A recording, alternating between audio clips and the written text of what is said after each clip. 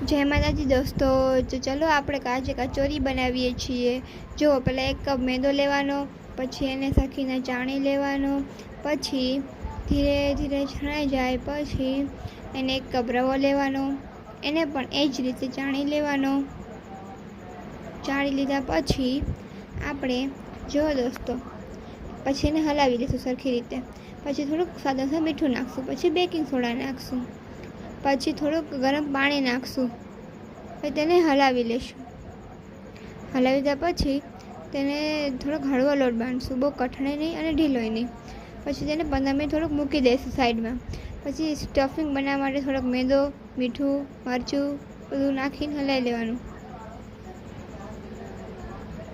થોડાક સમય પછી તે લોટને જોવાનું બરાબર થઈ ગયો હોય તો તેને લઈને આના સ્ટફિંગ સરખીને નાખીને પછી તમે એને લોટ બાંધી શકો છો। પછી થોડીક એનો કચોરી જેવો શેપ આપીને તેને તળી લેવાનો। જો દોસ્તો કેવી મસ્ત તરાણી છે। આવી પણ તમે ઘર હોમ બનાવી શકો છો, ઘર બેઠા સારી રીતે તમે બનાવી શકો છો। બાય બાય, જય માતાજી દોસ્તો।